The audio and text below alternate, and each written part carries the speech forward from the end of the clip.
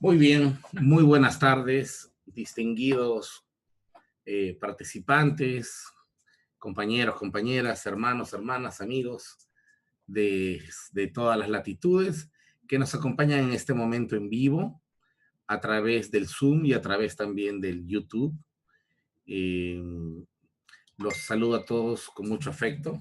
Déjenme bajar este artefacto. Okay. Los saludo a todos ustedes con mucho afecto. Eh, para las personas que recién se unen, sean estudiantes del Limud, los que están vía Zoom, o, o no, los que simplemente son simpatizantes o suscriptores del canal. Tenemos, gracias a Dios, más de 22,000 suscritos. Queremos empezar diciendo, por si acaso, que no solamente nuestra exposición y cátedra cotidiana de quien habla, sino también de los profesores del Limud, no es una cátedra confesional, ¿sí?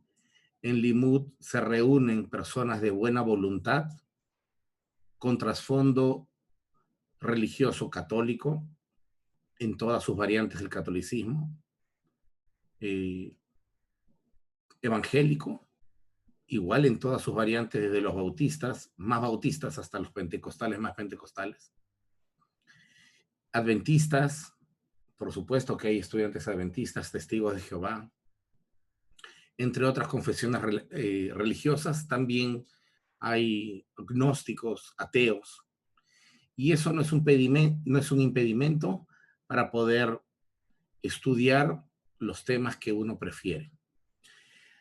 Sirva también este momento, mientras están entrando más participantes, para decirles que Limud es un proyecto académico que pretende democratizar el estudio de las ciencias bíblicas, no de teología. No enseñamos teología, ni cristología, ni neumatología, quién es el Espíritu Santo, quién es Cristo, quién es María. Eso no enseñamos, porque esos son temas confesionales, ¿sí? Ni si Jesús es Dios o no es Dios. Eso está fuera de toda discusión en Limud. Enseñamos ciencias bíblicas, no teología. Entonces, Limud es un centro de estudios de ciencias bíblicas que no otorga grados académicos. No, y no los otorga porque no somos una universidad, ni tampoco tenemos programas a largo plazo de 1 año o 2 años o 3 años. Limud es un centro de estudios que presenta de manera aleatoria cursos de especialización en hebreo clásico, es decir, hebreo de la Biblia, en griego clásico, o perdón, en griego koiné, que es el griego del Nuevo Testamento y la Septuaginta, o en arameo imperial, que es el arameo con el que se escribe Esdras, Nehemías, una parte de Daniel. Y también los targumes, los targumín, se escriben en ese mismo arameo. Además de esto, se dan cursos de arqueología, de crítica textual, historia, etcétera. Temas que no tienen que ver con la confesión religiosa. Y ninguno de los que se acerca al Limud tiene un prerequisito como haber hecho tal o cual curso antes. Es decir, no hay una currícula que te diga que si quieres estudiar hebreo o griego, tienes que haber hecho 1 año antes de teología, como suele suceder en otros lugares. Nuestros cursos son libres, como cuando te metes a Open English, ¿sí? Entras a Open English, igual, o cuando entras a un curso de doméstica o de creana o de cualquier otro curso. Estudias lo que quieres en el momento que tú consideres que estás preparado y podrás ver las grabaciones en tus tiempos libres. Listo. ¿Por qué explico esto? Y con esto termino ya para no aburrirlos. Ya se van a aburrir con lo del burro, ¿no? Juego de palabras. Miren, explico esto porque muchos de los participantes que están en Limud, yo estoy muy contento y honestamente muy agradecido también a Dios, porque muchos de nuestros alumnos, no sé, debemos ser más de 300, no hemos hecho las cuentas últimamente, pero hay una cantidad importante. Es que hay cursos que cierran y abren. Bueno, lo que les comentaba es que algunos estudiantes reciben información de otros lugares, también preguntan, para nosotros es fantástico que estudien donde quieran estudiar, nadie está unido, limitado en Limud, si quieren ir a estudiar a cualquier otro lugar está bien, pero me parece muy mezquino que algunas instituciones de carácter o de confesión, sobre todo evangélica, evangélica protestante, hablen mal de nuestro esfuerzo. Bien, y a mí me llama la atención particularmente esto, porque los hermanos católicos nunca, los hermanos católicos, que son los que generalmente a veces uno cree que son los que leen menos la Biblia, se comportan a veces mucho mejor que los que dicen que la leen mucho y la memorizan mucho como nuestros hermanos evangélicos.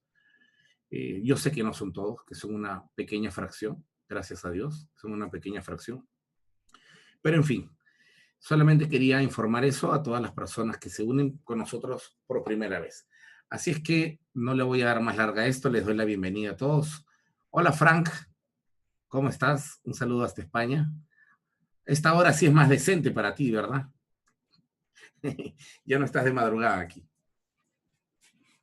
Sí, aquí ahora solo son las 11, así que está fenomenal. Fantástico, fantástico.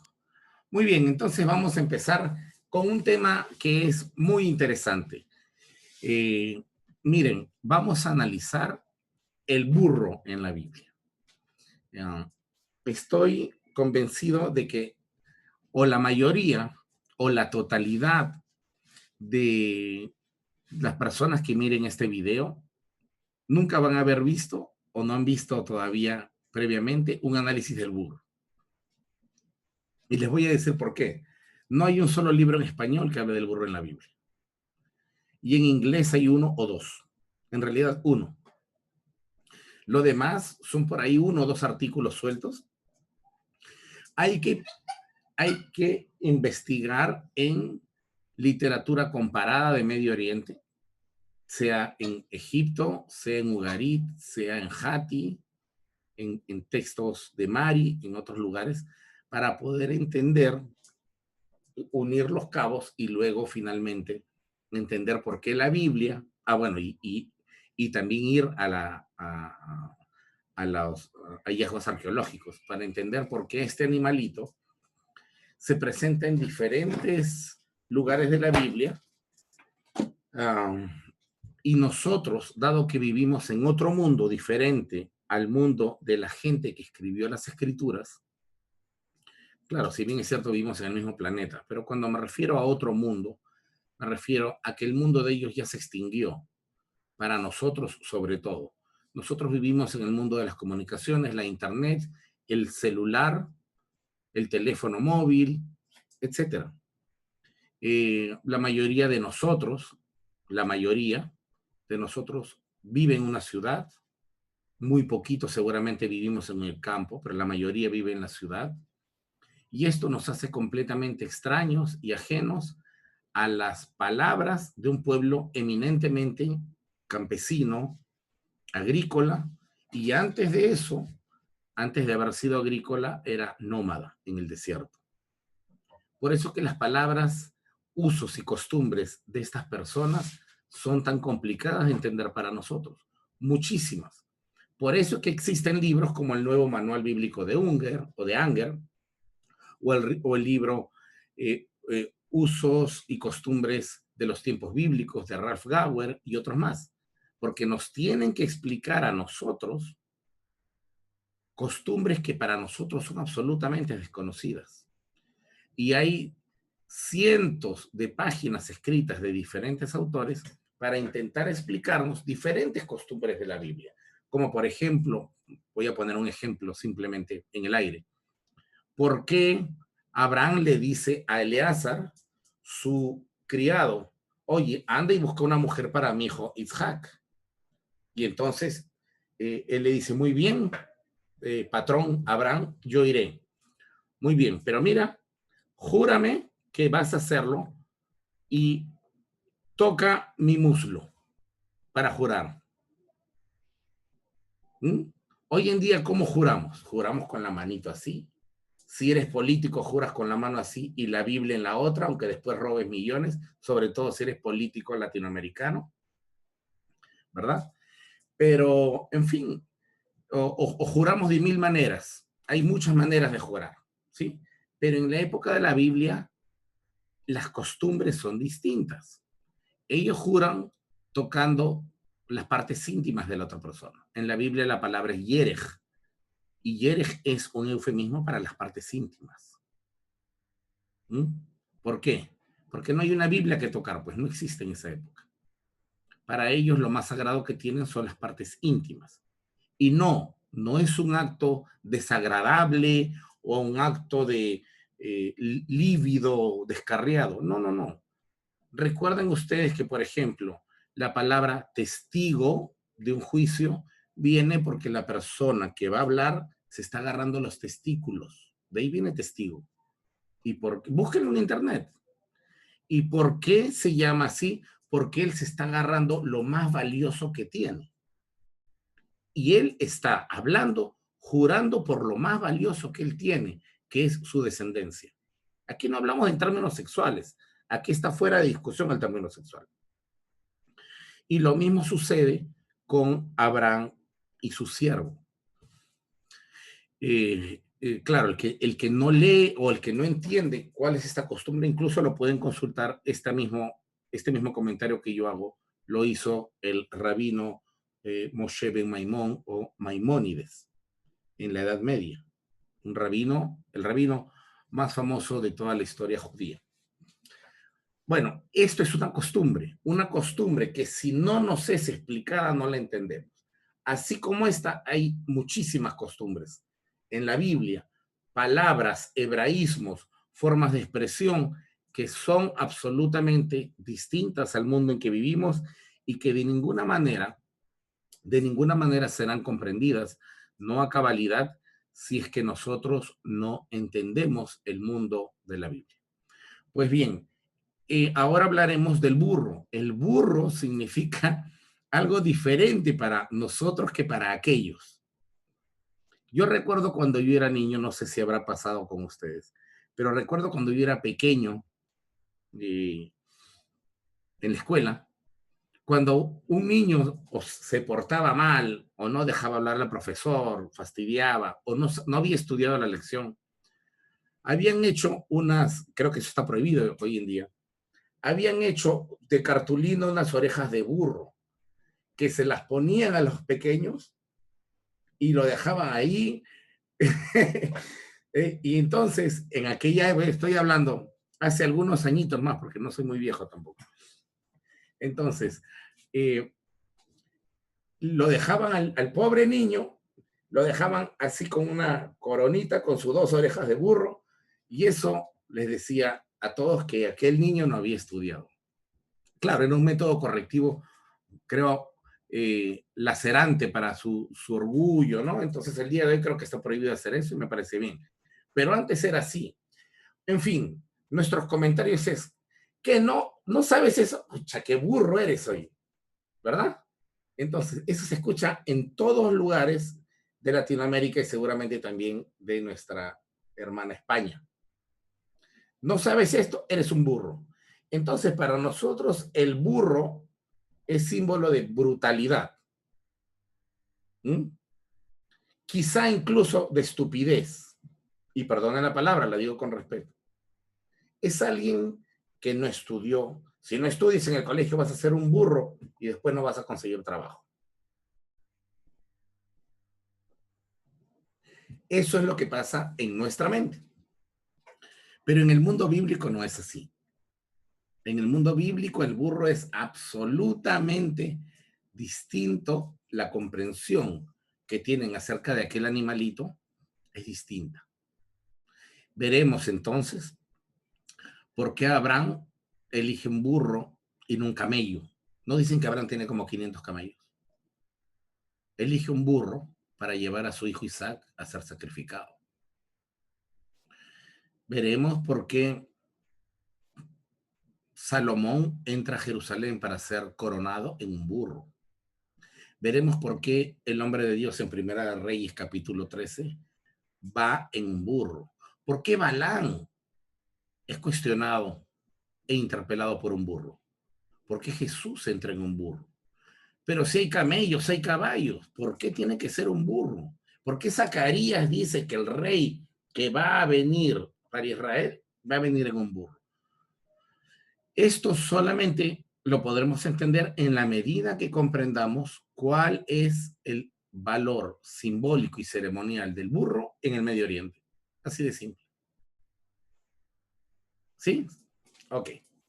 Entonces empezamos con las herejías, perdón, con la exposición. A ver, a ver, a ver. Muy bien. Aquí estamos entonces. Aquí estamos. Y tenemos entonces nuestra portada. En esta portada tenemos, ¿quién puede ser? Parece ser, parece ser José, el burrito y María, ¿verdad? Yendo lejos para fugar porque están matando a los bebés. Parece ser, digo. Si ustedes leen el libro de Ralph Gower, un libro que ya se ha convertido en un bestseller evangélico protestante, él dirá, esta imagen está mal, porque en el mundo antiguo, sobre todo en Israel, la mujer sería la que esté jalando el burro y el hombre montándolo. Eso lo pueden encontrar en el libro de Ralph Gower, por ejemplo. Pero nosotros estamos acostumbrados a esto, porque esta es la imagen generalmente de el príncipe salvador de la princesa. Pero en el mundo antiguo, recuerden esto y recuérdenlo bien, la mujer es considerada una propiedad y en gran parte como un animalito. Hermano, ¿cómo vas a decir eso? Hermano profesor, por supuesto que sí. Ustedes lean los mandamientos o lean las diferentes partes de la Torá o Pentateuco, en donde la mujer es mencionada, ella es mencionada entre las propiedades. El último mandamiento dice, no codiciarás, ¿qué? No codiciarás la casa de tu prójimo, no codiciarás las propiedades de tu prójimo, ni la mujer, ni su asno, ni su vaca, ni su toro.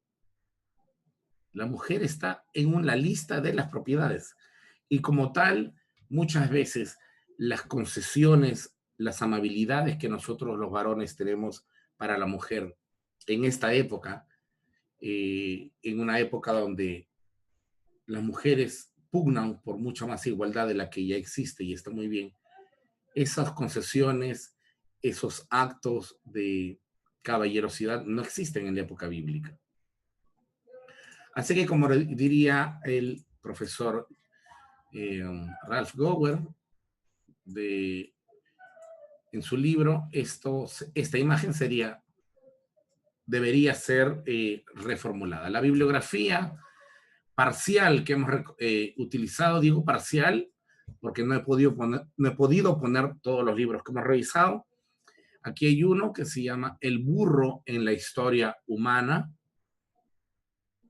El autor es Peter Mitchell, editorial Oxford University Press.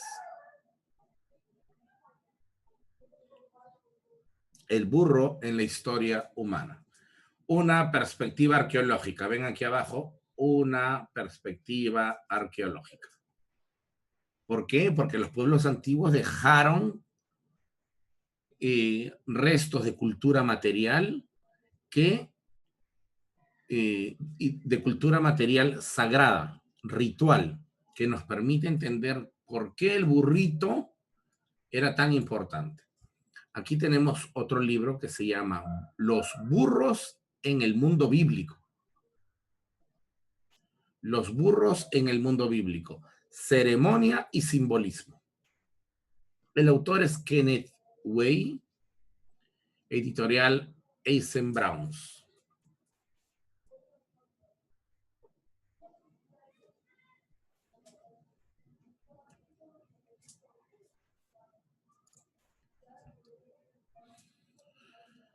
Bien, el tercer libro que vamos a citar es el comentario del profesor William Propp de Éxodo. Vamos a citar particularmente Éxodo 23. Este comentario pertenece a la prestigiosa colección The Anchor Bible, impresa por la Universidad de Yale. Y el profesor William Propp hace algunas precisiones acerca del sacrificio del burro en la Biblia, en el Éxodo, que son muy interesantes, bien interesantes. Y entonces ahí también tomamos algo, así es que lo pusimos. Finalmente, para el análisis del campo semántico en las palabras hebreas, utilizamos el diccionario del profesor Luis Alonso Schockel, de nacionalidad española, diccionario bíblico hebreo-español, impreso por Editorial Trota.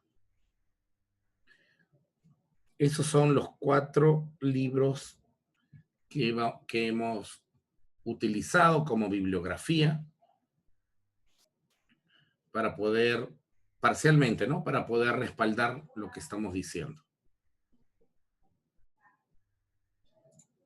Bien, el objetivo de esta presentación el día de hoy es explicar el rol del burro en el simbolismo y ceremonias del mundo bíblico. Es decir, nuestro objetivo último,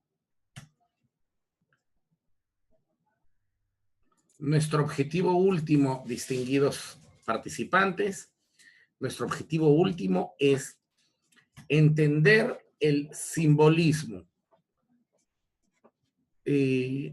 ritual, ceremonial, es decir, religioso que tiene el burro, y por qué precisamente por este simbolismo es utilizada su imagen en la Biblia. Pero para llegar a entender este simbolismo tenemos evidentemente que colocar un marco histórico y cultural. ¿Qué pasó con el burro? ¿Por qué llegó a significar lo que llegó a significar finalmente? ¿Cuál fue la trayectoria, el camino para que el burrito llegue a ser considerado no un animal cualquiera, sino un animal muy especial en la Biblia? Solamente este animal era digno de llevar a reyes, a profetas que hablan o que están vinculados a Dios.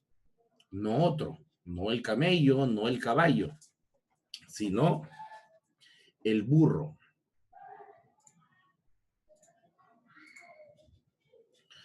Entonces empezaremos presentando el marco histórico. Empezaremos presentando el marco histórico de cómo el burro llega a ser burro. No, cómo el burro llega a ser lo que se presenta en la Biblia. Así es que yo he dividido esta sencilla exposición en 3 bloques. El primer bloque será el burro en el Próximo Oriente. El segundo, el burro en la literatura bíblica. Y el tercero, el significado simbólico y ceremonial del burro. Así es que esos 3 ítems trataremos de desarrollarlos en el tiempo más breve. El burro en el Próximo Oriente. El burro en el Próximo Oriente.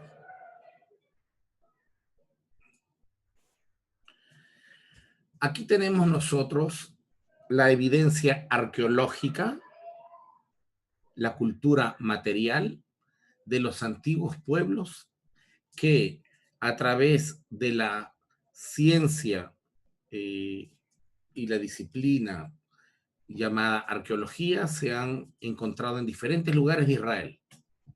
Acá tenemos un burrito con sus canastas al costado. Aquí hay otro. Estas fotografías yo las tomé en el Museo de Israel, en el principal museo que tiene Israel. Israel tiene muchos museos, pero el principal se llama Museo de Israel, así se llama, en Jerusalén. Como pueden ver ustedes, hay muchas esculturas pequeñas que son encontradas con imagen del burrito. Ahora la pregunta es, ¿para qué hacen estas imágenes? ¿Será acaso que las hacían como yo a veces tengo en mi casa la imagen de un elefante o algo así? Es decir, simplemente adornos. Eso se define cuando en la excavación la representación del burrito tiene un contexto. Y el contexto generalmente arqueológico, no hablo contexto literario, sino el contexto arqueológico, generalmente estos burritos están vinculados a los lugares sagrados. En otras palabras, estos burritos han sido usados como una ofrenda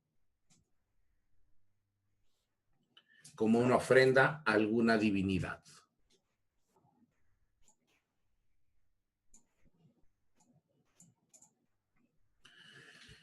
Y empezamos. Dispersos restos arqueológicos hallados en Egipto, vecino de Israel, y país limítrofe, sugieren que el burro, al igual que el caballo, apareció como especie doméstica hace 5.000 años, al menos. O sea, 3.000 años antes de nuestra era.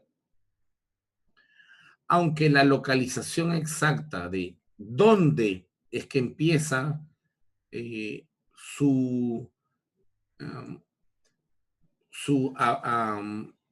dónde se inicia su domesticación no es exacta.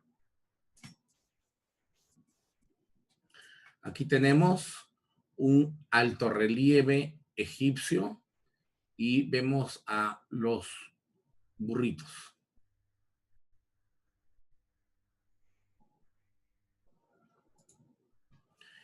El análisis del ADN mitocondrial de 427 burros de 52 países, tomados aleatoriamente entre Europa, Asia y África, demuestra ahora que el burro, cuyo nombre técnico es Equus asinus, es decir, un caballo tipo asno, apareció en dos procesos separados de domesticación. Es decir, se fue domesticando en dos lugares diferentes. Del asno salvaje que tuvieron lugar exclusivamente en el continente africano. La primera de ellas fue hace 10.000 años y la segunda, aquí tienen otro relieve, el asno cargando granos, cebada que están cosechando estos egipcios. Como ven ustedes y como lo hemos hablado en otras clases, los egipcios no usan pelo. Ellos se depilan absolutamente todo el cuerpo. En un estudio publicado por la revista Science, se precisa que la domesticación del asno salvaje pudo ser efectuada por las comunidades de pastores del noreste africano como respuesta al proceso de desertificación del Sahara hace más de 5.000 años y menos de 7. Intentamos decir que el Sahara, el desierto del Sahara, uno de los más inhóspitos del planeta, hace aproximadamente 5.000 años, si era una tierra fértil, hace 6.000 años más o menos. era una tierra más fértil. El proceso de desertificación, es decir, el irse volviendo un desierto, hace que los habitantes de esa región se muevan y, lógicamente, la expansión del uso del burro se fue diseminando. El burro es un animal de gran energía y resistencia. El burro destaca por su capacidad para resistir la escasez de agua, no tanto como el camello, por cierto, pero sí es muy resistente, además de las altas temperaturas. Características que favorecieron la utilización de este animalito por el ser humano. Nosotros podemos ver aquí que el uso del burro por el ser humano se fue eh, convirtiendo en algo absolutamente necesario. Se fue tornando indispensable para el comercio de intercambio en el mundo antiguo. Existen textos, numerosos en realidad, textos de origen egipcio, hicso, ugarítico, sirio, en realidad hay de casi todos los pueblos, que mencionan al burro y su importante función al transportar productos esenciales. De hecho, en el sur de Egipto, que estaba la ciudad o el país de Nubia, los vecinos negros de Egipto, allí habían minas de oro y los textos indican que el burro era los encargados de transportar toda la extracción del oro y llevarlas hasta el centro de Egipto, hasta la capital, Tebas. Y entonces el burro se convirtió absolutamente en un animal valiosísimo, porque el burro puede cargar hasta el 30 y en algunos casos el 40% de su peso corporal.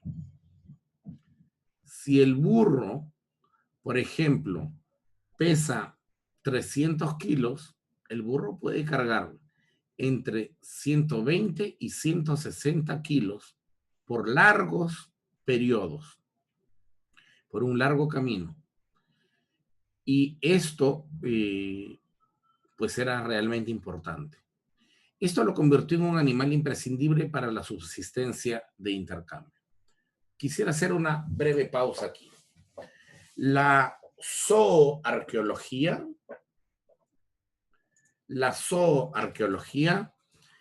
particularmente en el área de Medio Oriente, ya ha concluido, después de haber hecho muchas investigaciones que han durado varios años, la conclusión actual es que el camello no pudo haber sido domesticado hasta entre el año 1000 y 900 antes de Cristo. El camello no fue domesticado antes. El camello existía, pero en estado salvaje. Esto es fácil de entender porque el camello es enorme. Es un animal realmente enorme. Yo me imagino que no debe haber sido fácil, un proceso sencillo, domesticar a semejante animal. Entonces, particularmente para nuestro caso, lo que a nosotros nos compete en la Universidad de Tel Aviv, en Israel, la directora del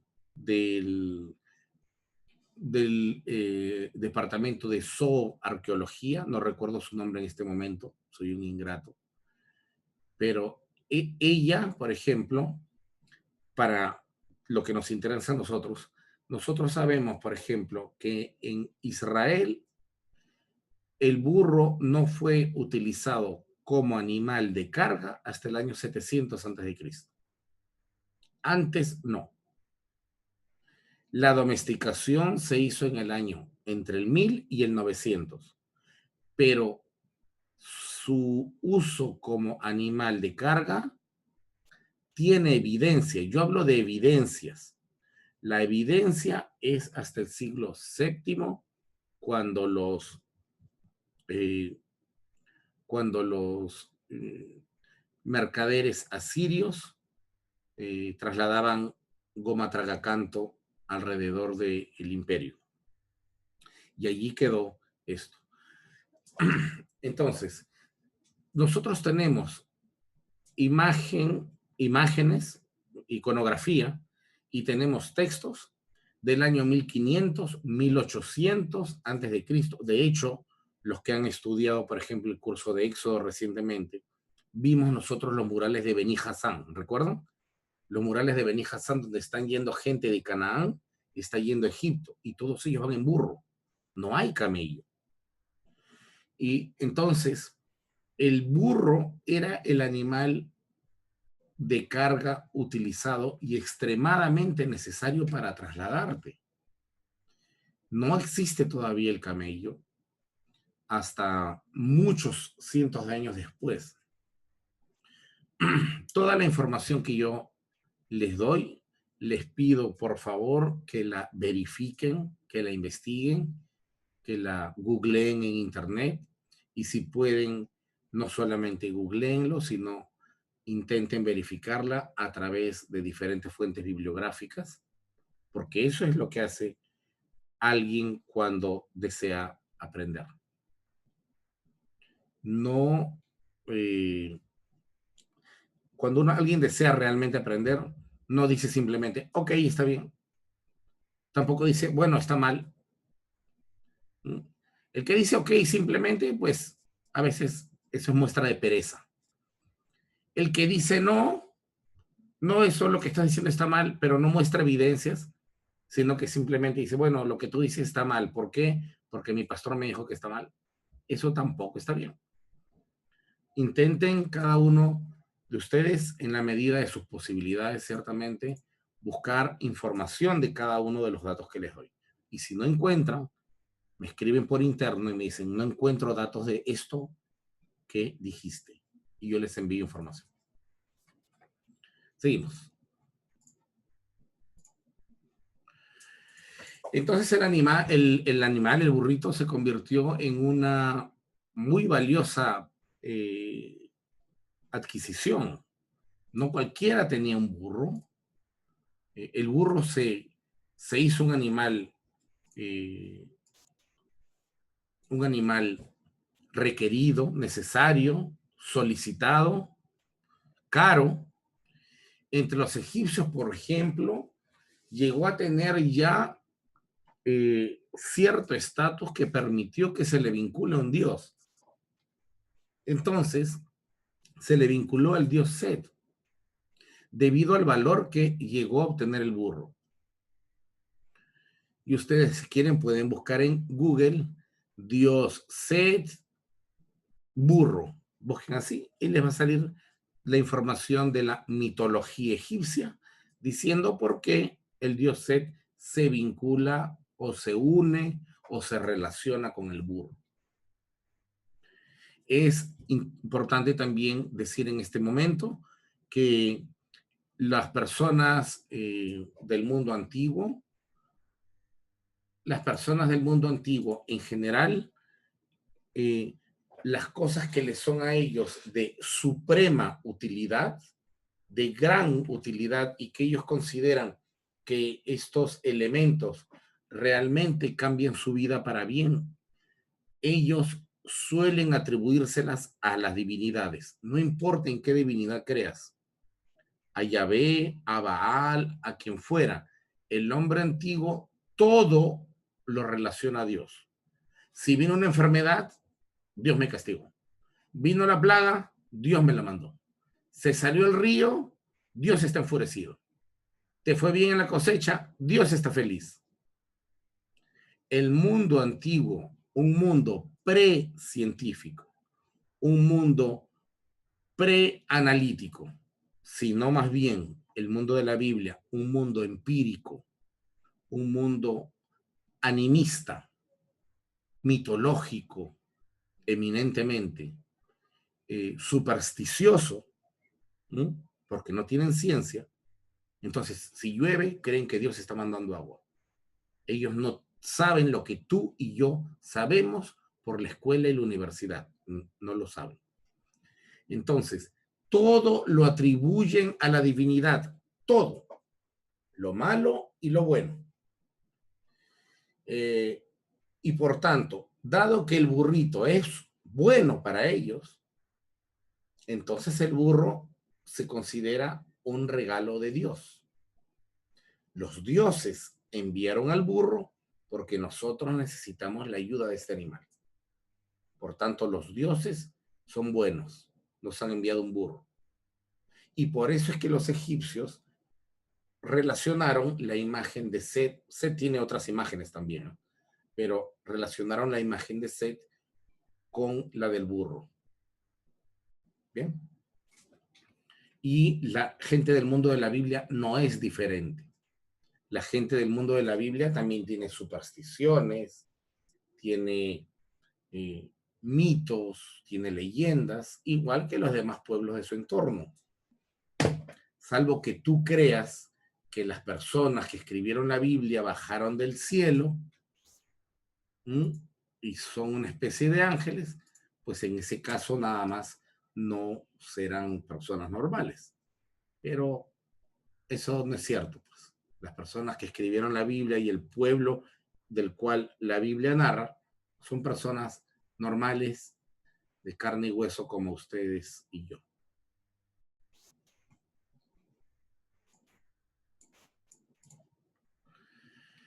En Ugarit, recuerden que Ugarit es el vecino del norte de Israel, limita, bueno, casi limita con Israel por el norte, es un puerto en Siria, un puerto muy próspero, ciertamente. Los burros trasladaban a las personas más importantes de la sociedad. Y además existen textos donde se menciona que los burros transportaban, ahí le faltó una N, a la diosa Atirat. Atirat es la versión bíblica de Ashera. La diosa Ashera aparece en la Biblia, Atirat es la forma como se pronuncia en ugarítico. Entonces, ¿qué es lo que tenemos aquí? Que en las tablillas de Ugarit, ¿de dónde sacaste esta información, profesor? De Gregorio del Olmo. Gregorio del Olmo Let es el autor de un libro llamado Mitos y Rituales de los Semitas Occidentales. Y en ese libro del profesor Gregorio del Olmo Lete, de español, el más grande especialista en Ugarit que nosotros conocemos, allí se menciona que el burro era usado para transportar a la diosa de esa manera.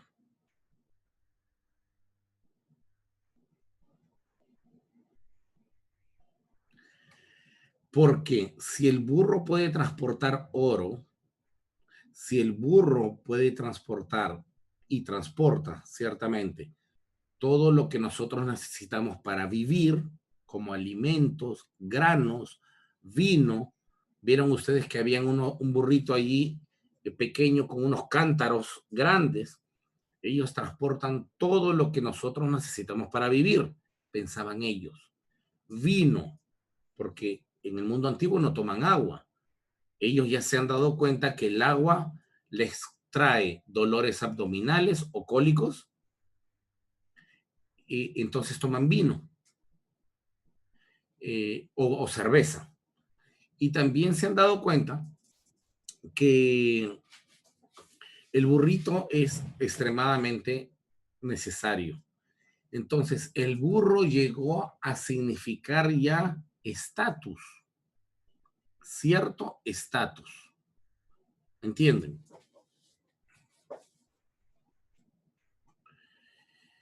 Y entonces, el burro, a ver, explicaré brevemente explicaré brevemente qué sucede. ¿Por qué nosotros citamos Ugarit? Ugarit es el vecino del norte de Israel. A ver, miren. Permítanme un segundo. Este es el mapa de Israel. ¿Vale? Miren, ahí está. Ugarit está por aquí, al norte. Aquí.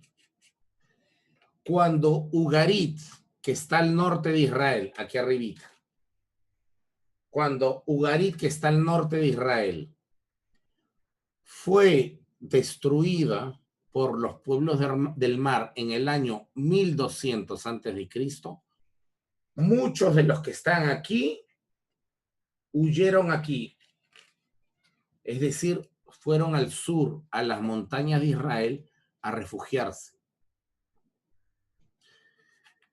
¿Qué significa esto en términos prácticos? Porque el que todavía no conoce bien la historia del antiguo Israel no va a saber cómo unir estas piezas. A ver, pondré un ejemplo de dos países que todos conocemos bien, Estados Unidos y México. Estados Unidos al norte, México al sur. No pongo otros países porque no todos conocen la distribución de Sudamérica o de Centroamérica, pero de Estados Unidos y México sí. ¿Qué pasa si en algún momento, esto es un hipotético, yo no lo deseo, qué pasa si en algún momento algún país quiere exterminar a Estados Unidos y le empieza a lanzar bombas o cosas por el estilo?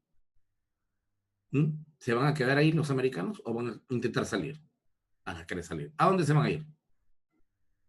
Algunos a México, abajo, al sur, y otros se quedarán ir para el norte, más al norte, Canadá. Pero ahí no se van a quedar, ¿o no? Bueno, eso pasó con Ugarit. ¿Y qué pasa si los de Estados Unidos se van a México? ¿Van a impactar la cultura mexicana o no? Por supuesto, porque no es posible que dos culturas entren en contacto y no se impacten la una a la otra. Siempre hay un impacto en comida, en cultura, en formas de hablar, en dioses, en religión, en todo. Los matrimonios mixtos de una cultura a la otra. Yo les digo, por ejemplo, en mi país hay más de 1.000.000, casi 1.500.000 de hermanos venezolanos. Miles se han casado venezolanos con peruanas y viceversa. La comida venezolana se vende ahora en restaurantes peruanos. Es decir, el impacto que han tenido nuestros hermanos venezolanos cuando han venido ha repercutido de tal manera que muy difícilmente eso se va a volver a ir. Ahora, ¿por qué pongo esto de ejemplo?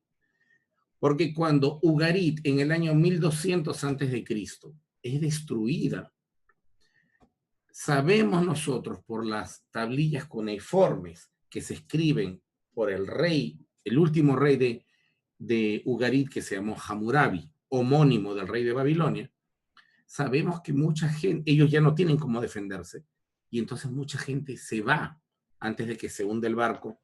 Permítanme utilizar esa analogía. Es decir, la gente va, huye para salvar su vida, y muchos huyen a Israel. Entonces, ¿ellos qué traen? Traen a sus dioses. El dios Baal es un dios ugarítico. El dios El es un dios ugarítico. La diosa Atirat es la diosa Shera, quien se adoraría luego en Israel. No es poca cosa desconocer la realidad y la coyuntura geopolítica de aquella época del mundo. Entonces, nuevamente ahora regreso. ¿Por qué nosotros nos interesa lo que dice el profesor Gregorio del Olmo en las tablillas ugaríticas, diciendo que el burro en Ugarit solamente el burro podía cargar a la diosa, y además de cargar a la diosa, a Tirat, a Shera, también cargaba a Baalú, que es Baal. Entonces, lo sacaban como si fuera una procesión. Entonces, el burrito los cargaba a estos dos dioses, pero también cargaba al rey. ¿Por qué carga al rey? Porque el rey en el mundo antiguo es hijo de los dioses. Como, bueno, hasta la época romana, 100.000 años después, el rey emperador se decía divino. Yo soy el divino emperador. ¿Mm? Los reyes en la antigüedad tenían un complejo, si me permite, que estoy bromeando, pero tenían un complejo muy severo con ser dioses. Todos los reyes se creen dioses, literalmente. Eh, lo digo esto de la manera más amplia, por supuesto, porque es imposible que nosotros pretendamos juzgar al mundo antiguo si nosotros no pertenecemos a esa cultura. No tenemos los elementos de juicio para poder comprender por qué ellos piensan lo que piensan. A veces nos podrán parecer ridículas las cosas que piensan. Nos podrán parecer idólatras, ridículas, magníficas, excelentes, lo que fuera. Pero en realidad nosotros no las vamos a comprender jamás. Podemos intentar analizar lo que conocemos de ellas lo más objetivamente que nos sea posible, porque tampoco somos nosotros 100% objetivos. Eso no existe. Entonces nosotros tenemos que el burro ya en el norte de Israel, que está muy cerquita, en el año 1200 antes de Cristo, ya el burro está vinculado, relacionado directamente a dioses y a reyes. Y esto seguirá su camino, por supuesto. Aquí tenemos también una imagen, un dibujo babilónico, donde vemos que el burro también arrastra una camioneta real. Existen textos de origen... bueno, esto ya lo habíamos leído. La inscripción de Deir Alá. Deir Alá está aquí. Disculpen que corte nuevamente, pero es importante que todos estemos bien ubicados. Deir Alá está aquí. Aquí está. Aquí está. Esto es el Mar Muerto. Este es el Mar Muerto. Y Deir Alá está aquí, en el Valle del Jordán, al frente de lo que hoy en día es Israel. Ahí está Deir Alá. Hoy día el reino de Jordania. La inscripción de Deir Alá, en donde por si acaso se habla del profeta Balán, sugiere la función de adivinación del burro en esa tradición y la de Balaam en general. Esta conexión con la adivinación no es única del burro. Los proverbios de Ajicar en Egipto incluyen dichos o proverbios interesados basados en el comportamiento del burro, presentándolo como independiente, libre, salvaje e indomable. Esto quiere decir que el burro podía, según, esta es una superstición, ¿eh? Esta es una superstición. Ellos creían que el burro podía prever cierto tipo de consecuencias cuando se comportaba de algunas maneras. Eso dice Ajicar. Y en Deir Alá, aquí, este es algo bien importante y les sugiero que busquen luego esto. Ahorita no, anótenlo, en este momento anótenlo y luego ya lo buscan. Deir Alá. Explicaré rápidamente qué es Deir Alá. Deir Alá es un lugar que pertenecía o pertenece actualmente al reino de Jordania, que es vecino de Israel, limítrofe con Israel, comparten juntos el Mar Muerto. Y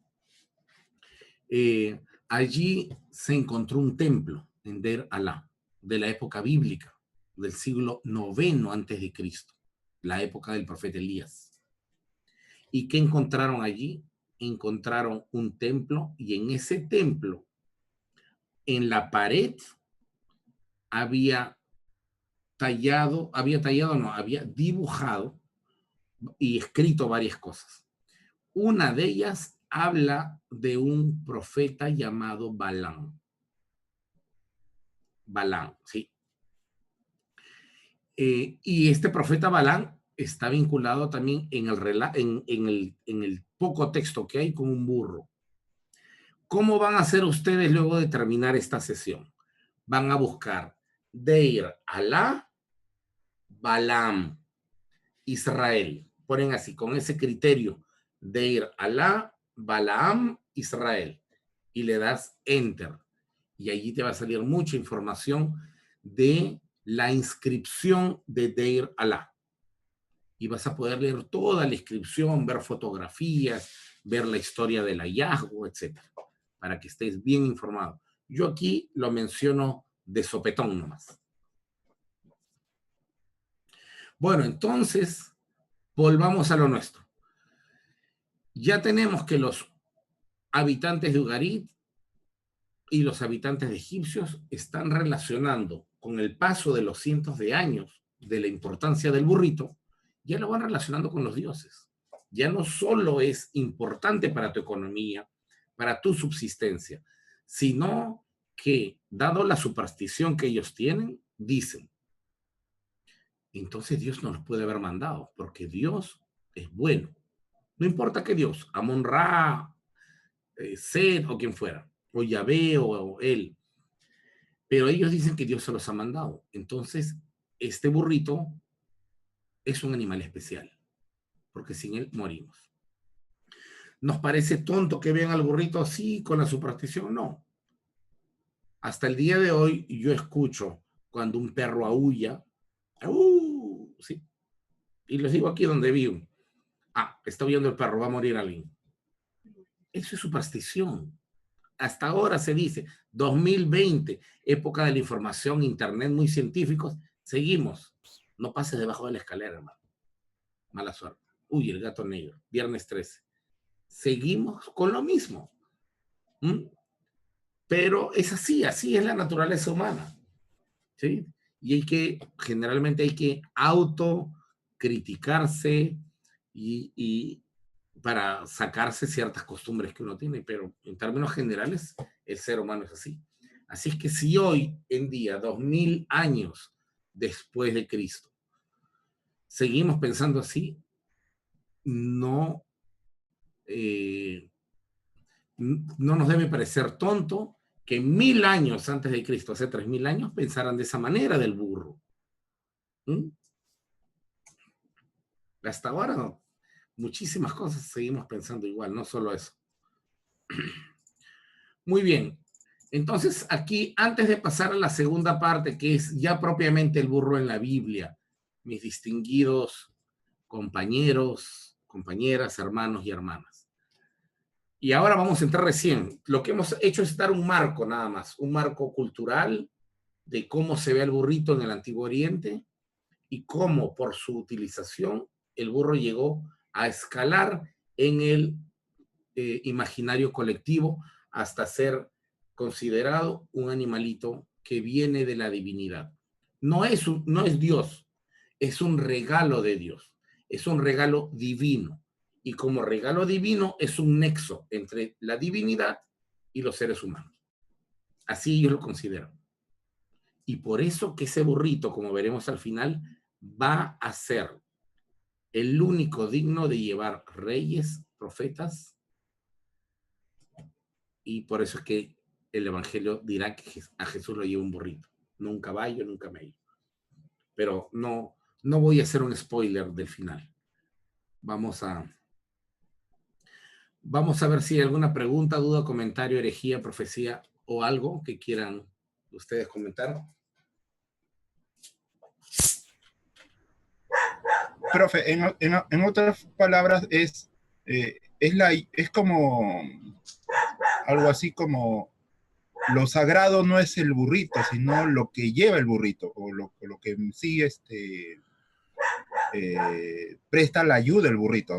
Algo así, podríamos hacer una analogía con, así, bueno, a grandes rasgos con lo que ahora se llama como el Espíritu Santo, la ayuda de Dios o algo así.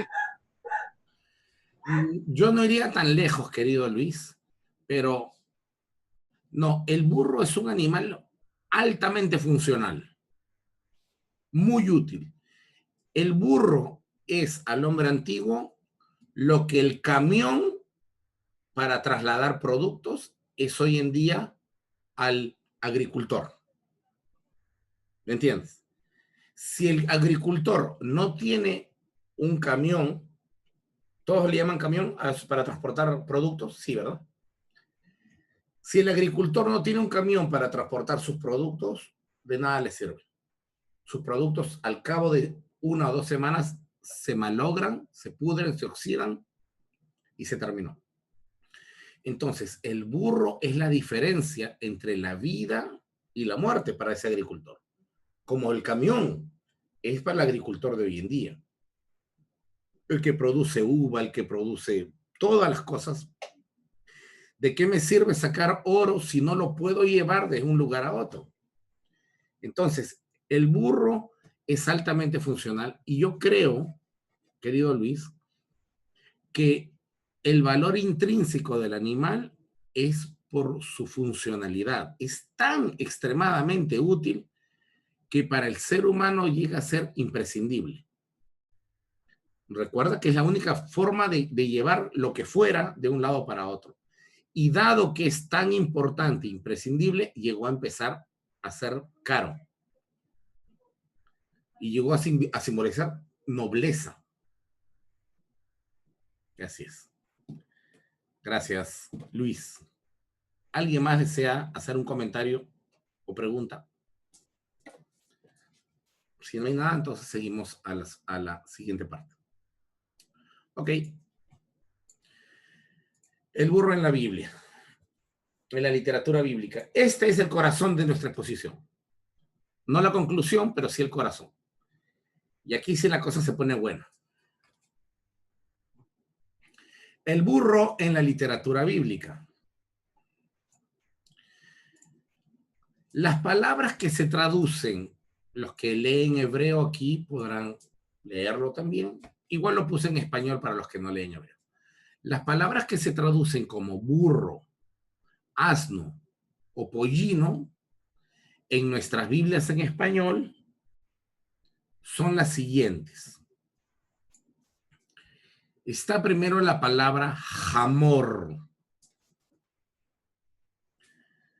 Esta palabra es la más usada de toda la Biblia para hablar de un burro en términos generales. Jamor habla del animal, aparentemente incluye al macho y a la hembra. Digo aparentemente porque no hay un femenino, no hay jamorá, hay solo jamor. Sí. Así que si no hay jamorá, tengan la amabilidad de apagar, por favor, ok.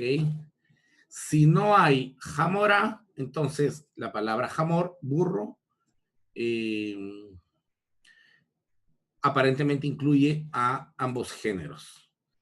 La segunda palabra utilizada, y los estoy colocando en importancia en cuanto a la frecuencia, es decir, la mayor cantidad de veces que se pronuncia es la A. Luego, en segundo puesto está la B, que es atón, o su femenino, atoná, asno o asna. Atón o atoná. La tercera palabra es air, que es un asno tierno o un cachorro, un pollino, un borrico. Y la cuarta es un peret o pardá, que significa, que es el híbrido. Es decir, es la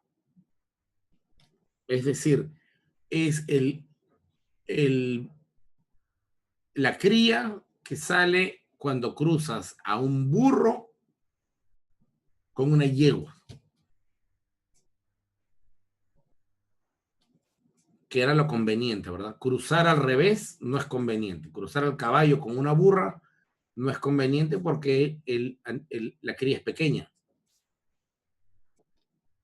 El mulo o mula es más grande, más resistente. No pueden tener hijos porque el número de cromosomas es impar. El mulo no puede tener hijos ya, no se puede reproducir, pero es muy útil y esto lo han sabido desde la antigüedad. Estas son las cuatro palabras que se utilizan en los distintos versículos de la Biblia. Desde el campo semántico hice un pequeño diagrama que sería de esta manera. La mayor cantidad de veces en que se menciona burro es jamor, y esta es la palabra genérica. Dentro de jamor estaría la palabra atón, es decir, no son animales diferentes, sino más bien que es una forma diferente de llamarle, menos frecuente que jamor. Luego está la palabra air. Para los que leen hebreo, debajo de la ain hay un pataj y debajo de la yud hay un hirik, air.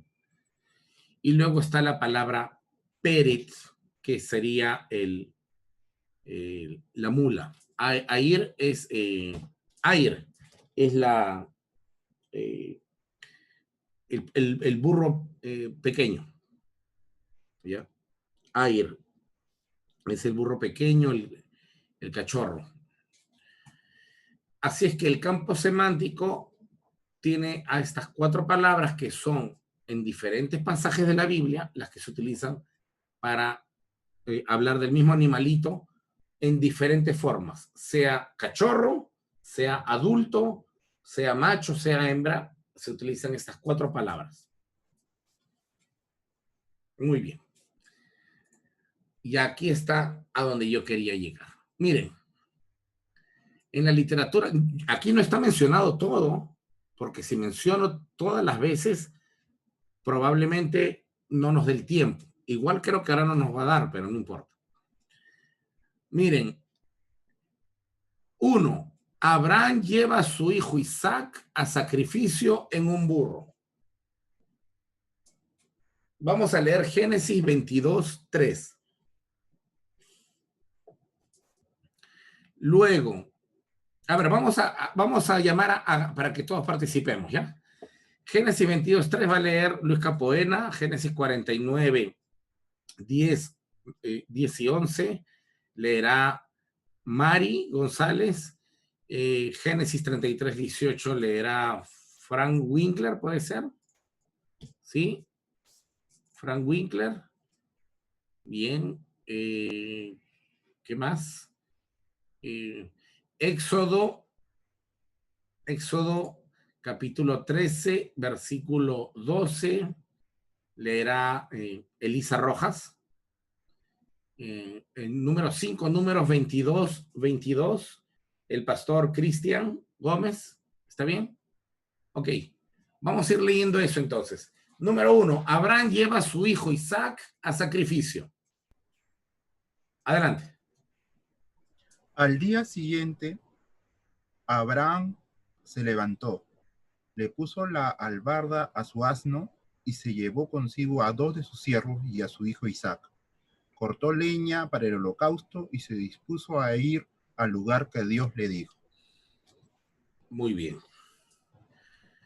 Gracias. Muchas gracias.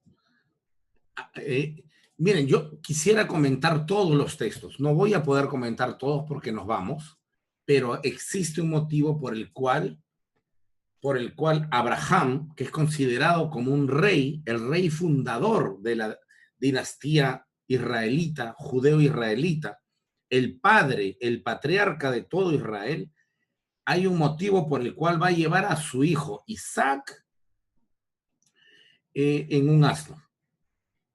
¿Por qué dice prepárenme el asno que voy a ir con mi hijo allá? Existe lógicamente un porqué. Abraham no es cualquier cosa y su hijo tampoco. Abraham y su hijo serán los que en términos bíblicos darán origen a la, a la, a la genealogía, al pueblo de Israel. Bien, 2. Shiloh vendrá montado en un burro. Génesis 49, 10 y 11. Adelante. Abran el micrófono, el que le responde, abre el micrófono y lo lee. No será quitado el cetro de Judá, ni el legislador de entre sus pies, hasta que venga Silo, y a él se congregarán los pueblos, atando a la vid su pollino, y a la cepa el hijo de su asna, lavó en el vino su vestido, y en la sangre de uvas su manto.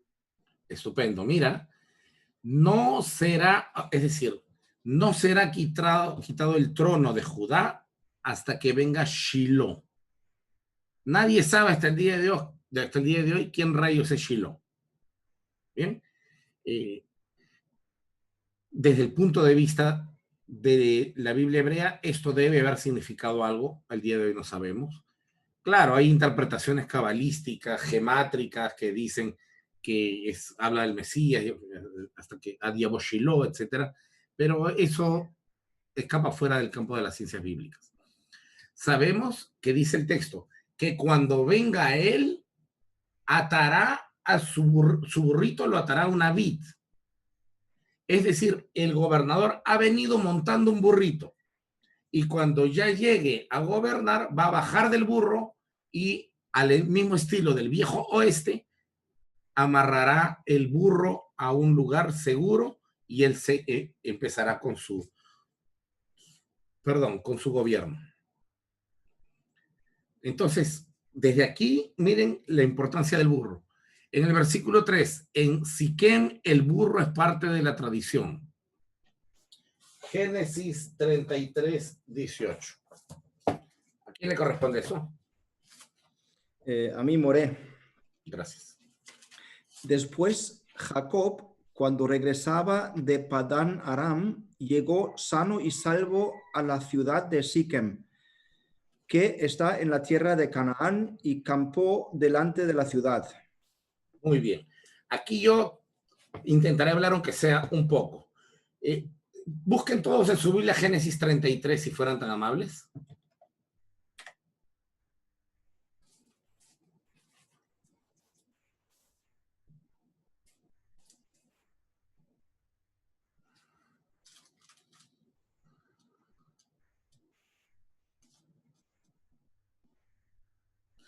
Vamos a buscar Génesis 34.1. 33 creo que dije 34.1 esa.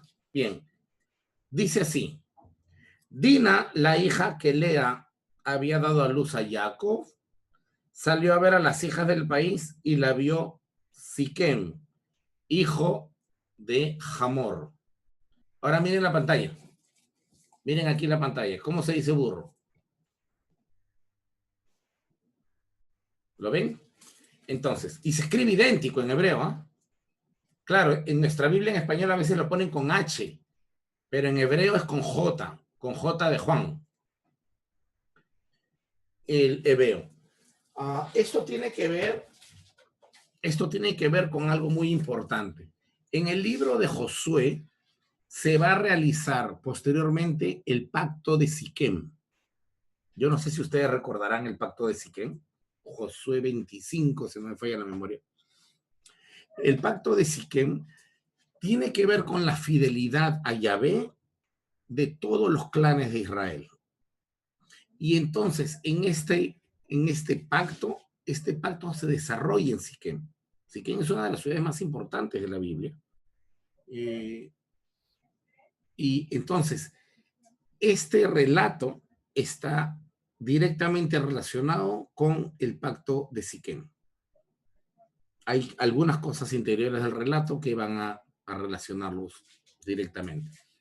Aquí en este caso, es probable que la mención de Siquem, que aparece aquí como un ser humano, como una persona, pero en realidad están hablando de un lugar, tenga que ver con el uso simbólico de los burros como ofrendas divinas en el antiguo Siquem, Y Siquem pertenece al norte de Israel, por si acaso.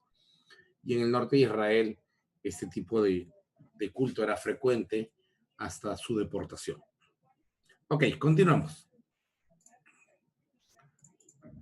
Luego viene el texto de la redención del primogénito por un burro, un texto que aparentemente es muy extraño. Éxodo capítulo 13, versículo 12. Adelante. Bueno, lo leo. Dice, dedicarás a Jehová. ¿Puedes juntar un poquito tu micrófono a la boca, por favor, querida? Ah, ok. A ver, voy a hacer. ¿Así está bien? Mucho mejor. Ok. Dedicarás a Jehová todo aquel que abriere matriz, y asimismo todo primer nacido de tus animales, los machos serán de Jehová. De nuevo.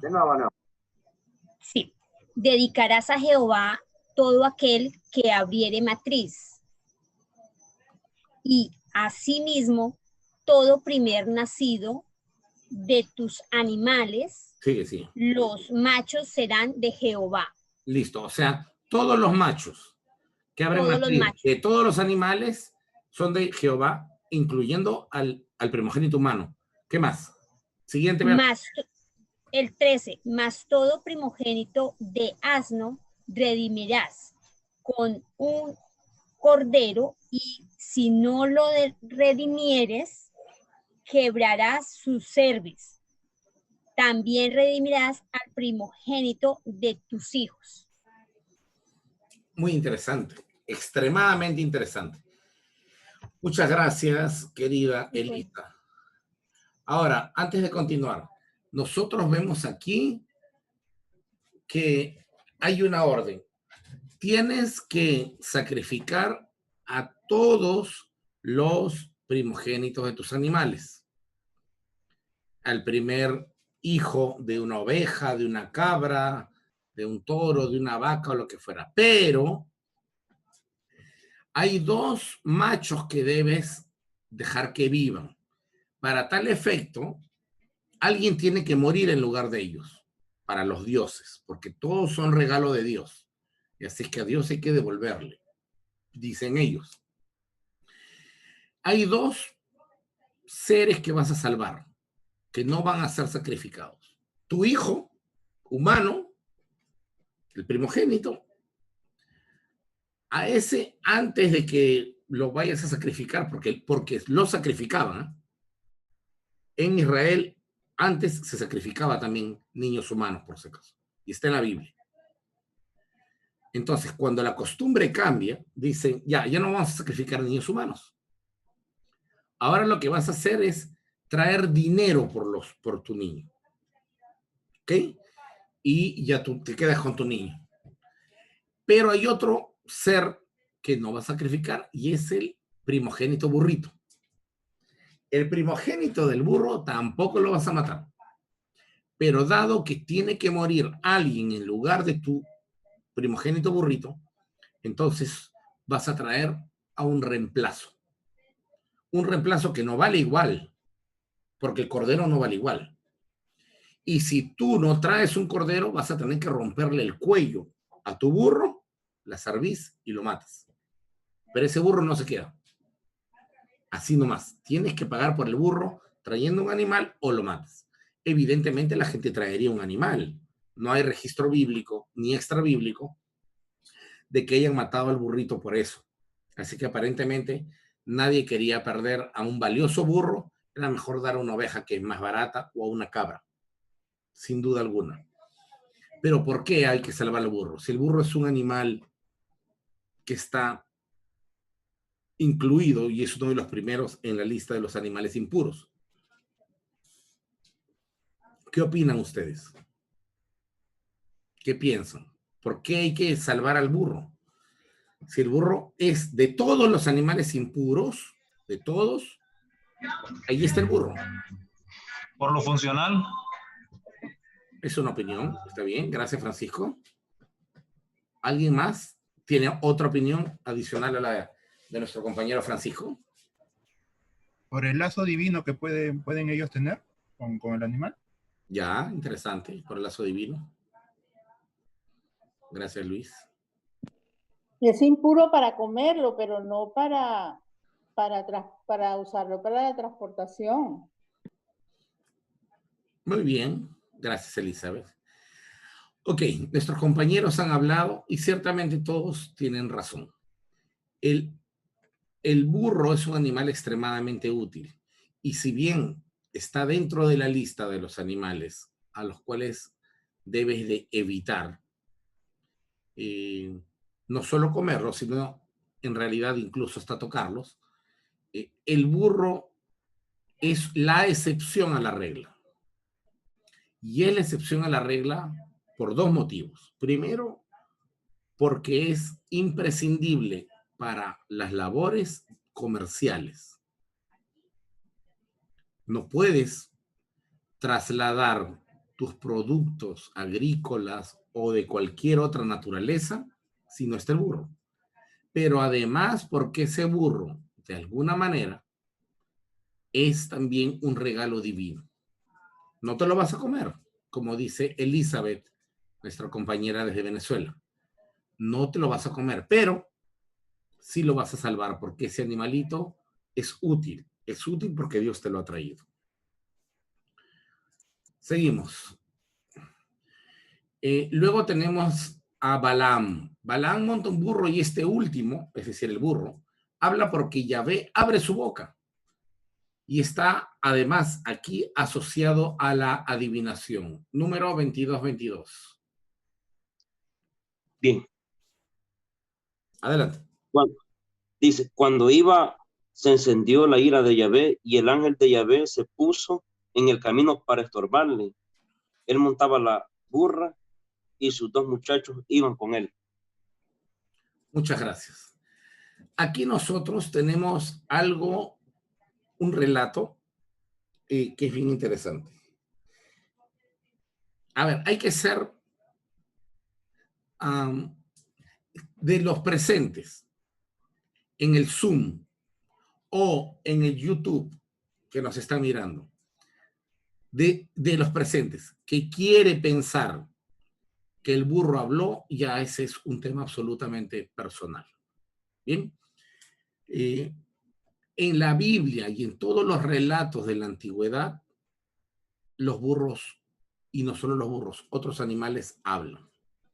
Y hablan porque son relatos didácticos, no relatos históricos. Un relato didáctico es un relato que pretende darte una enseñanza. Como las famosas fábulas de Esopo, que estoy seguro la mayoría de ustedes las leyó en su niñez. Esas fábulas de Esopo donde dice que venía el lobo y el lobo hablaba con, o el zorro y el zorro hablaba, por ejemplo, con el burro y con el caballo, y entre los tres hablaban, o con el león. Bueno, sabemos que eso no es posible, pero el relato es eminentemente didáctico y lo que busca es hacer que entiendas algo. Y el relato tiene una finalidad. El relato, antes de terminar, dice, ahora irás, y Yahvé le dijo a Balaam, ahora irás y hablarás lo que yo te diga. Me parece que es el verso 23, 24 por ahí.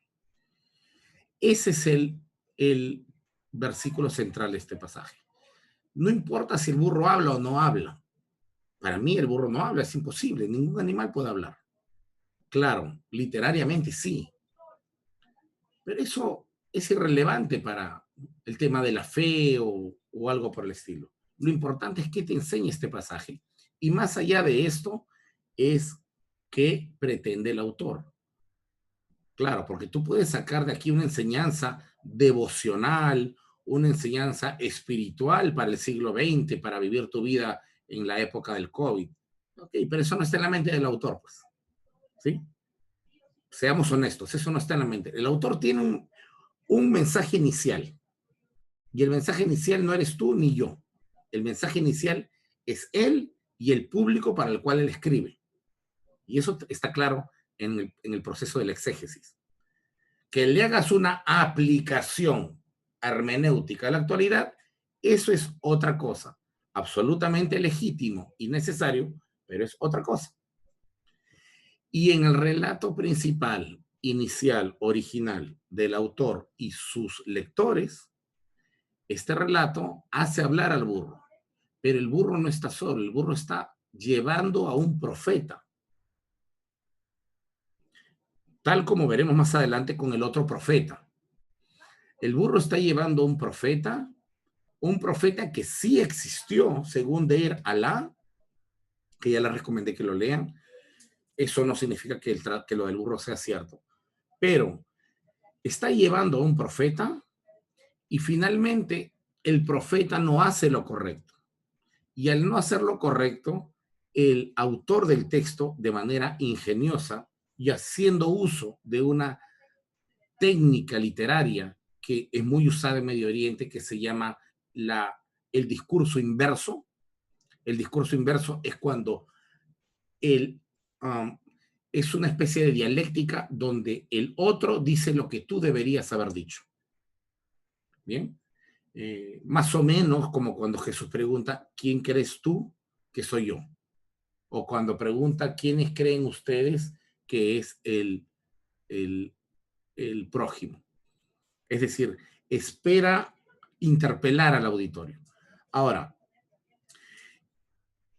el profeta no está haciendo lo que es correcto. El profeta está siendo sobornado, ha alquilado sus servicios para hacer algo indecente, algo incorrecto desde el punto de vista del autor, y entonces Dios se para enfrente de él, pero él no lo puede ver.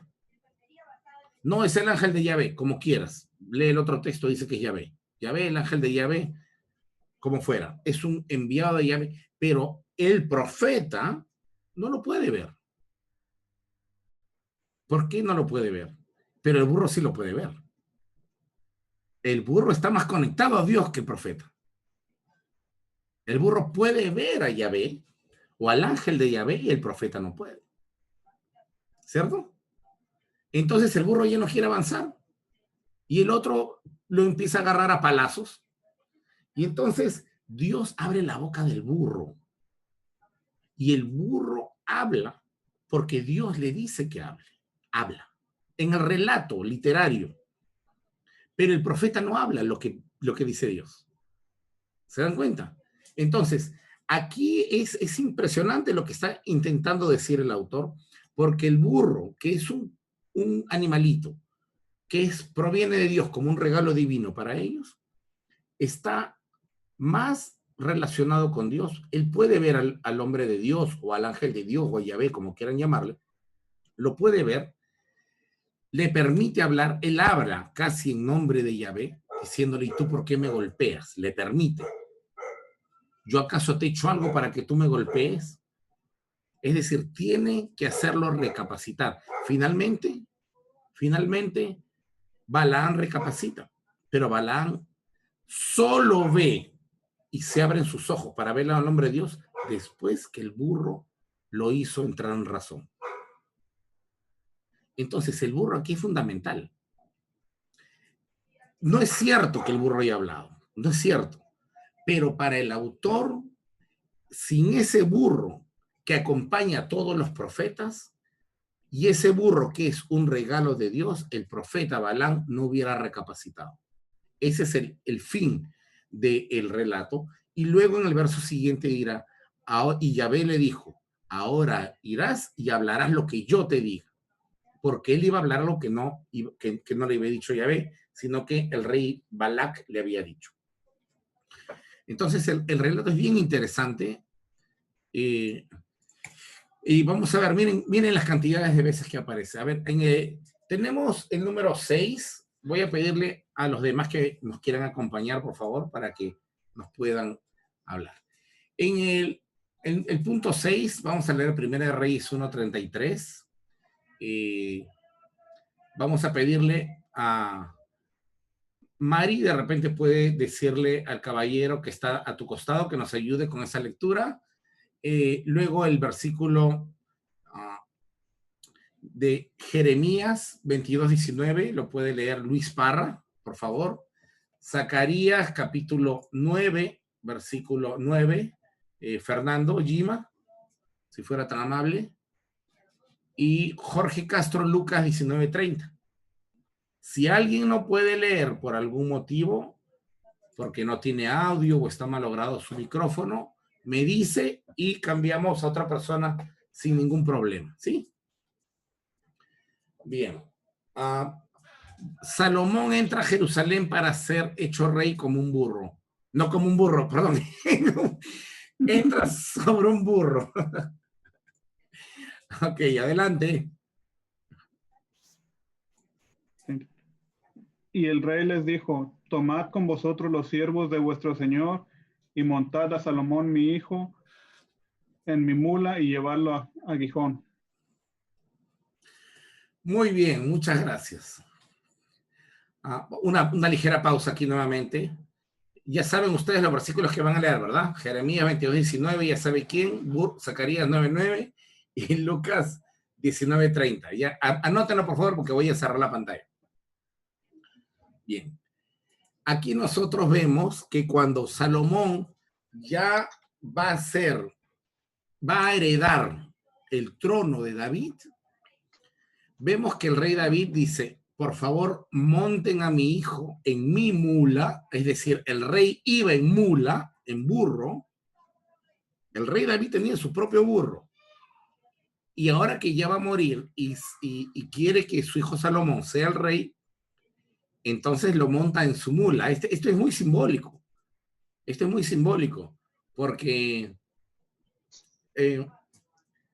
miren, la Biblia, como dice el profesor Luis Alonso Schockel, es el repertorio de símbolos más grande de todo el mundo. Sin duda alguna. Y todo esto está lleno de símbolos, de significado. Y este significado generalmente para nosotros suele pasar inadvertido. Cuando el rey David usa su mula y luego la misma mula que él usa dice que vaya Salomón en él, lo que está haciendo es transferirle el mando, transferir el poder que él tiene como rey a su hijo Salomón. Y esto sería equivalente más o menos a que un presidente de un país que tiene una movilidad, un automóvil distintivo de un país, ahora no lo monte él, sino tú veas a su hijo venir. Entonces el rey está diciendo, o el presidente está diciendo, bueno, yo ya voy a dejar de ser presidente, ahora él es el presidente. Algo así sería en estos términos. Gracias. La siguiente lectura, por favor, es de Jeremías. Sí, me toca a mí. ¿Cuál era la lectura, Luis? Jeremías 22:19. Gracias, Luis. Adelante. Dice, el entierro de un borrico será el suyo. Será arrastrado y arrojado fuera de las puertas de Jerusalén. El entierro de un burro será como el de él. Están hablando de Joaquín, del rey Joaquín. Aquel rey que fue llevado por los babilonios. No solo llevado, matado también, asesinado por los babilonios. Pero ¿cómo que el entierro de un burro? ¿Entierran al burro? ¿O no? ¿O se refiere a que va a morir tirado en la calle como un burro muere tirado en la calle? Porque está diciendo, es decir, acá Jeremías dice, Joaquín, el rey de Judá, nada más y nada menos sobre Jerusalén, morirá y será enterrado como se entierra un burro. Ahora yo les voy a mostrar unas fotos de cómo enterraban a los burros. Sí, los enterraban. Los burros, a pesar de ser animales como cualquier otro, son animales que se les hacía un entierro. Y se les hacía un entierro ritual al burro. Ahora les mostraré fotografías de eso una vez que regresemos a las diapositivas. Adelante. Ahora, ¿a quién le toca?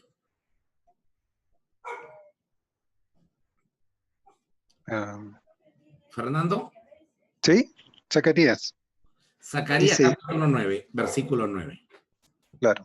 Alégrate mucho, oh hija de Sión, da voces de júbilo, oh hija de Jerusalén. He aquí, tu rey viene a ti, justo y trayendo salvación, humilde y montado sobre un asno, sobre un pollino, hijo de asna. Estupendo. Gracias, Fernando. He aquí, alégrate, regocíjate, hija de Sión, porque viene tu rey. Y este rey vendrá en un burro. ¿Sí? El resto, la repetición se llama paralelismo y es una forma de poesía. Entonces, tenemos a Abraham, fundador, patriarca y rey, prácticamente, en términos prácticos, fundador de todo Israel. Tenemos, ¿a quién más tenemos? Tenemos a Salomón entrando y representando el cambio de mando montado en un burro. Tenemos también a Zacarías diciendo precisamente, tenemos a Balaam, un profeta de Yahvé, un profeta que se puso un poco terco, más terco que el mismo burro. Y entonces el burro lo tuvo que corregir a Balaam. Pero al fin y al cabo está llevando un hombre de Dios. Luego se nos presenta Salomón, luego Zacarías. Y Zacarías dice, vendrá montado en un burro. Ahora, ¿qué es lo que sucede? ¿Qué es lo que sucede? Y esto lo dirán los evangelios. Lo dirán los evangelios y algunos textos que no hemos citado para no hacer más larga la exposición. El burro es un animal que no es rápido. Es muy resistente, sin duda, ustedes lo saben. Muy fuerte, tiene huesos muy gruesos y por eso resiste el peso. Pero es torpe. Y si el burro corre, dada su taxonomía, sus huesos son tan gruesos que el burro corre un tramo muy cortito y se detiene. Entonces, el burro se utilizó solamente desde su inicio para lo que hemos hablado. Pero hay otro animal que es su primo hermano que no se utiliza para eso y nunca se utilizó para carga, sino para combate. Y ese es el caballo. Y el caballo también se utiliza en la misma región del mundo, África, Eurasia y Europa, se utiliza en la misma región para pelear. Subirte a un caballo era equivalente hoy a subirte a un tanque de guerra, a un Panzer, a un carro de guerra, ¿sí? Este que tiene cadenas al costado como orugas con cañón. No sé cómo le llamarán en sus países. Bueno, subirse a estos que tienen un gran cañón largo de 50 milímetros y es en guerra. Entonces,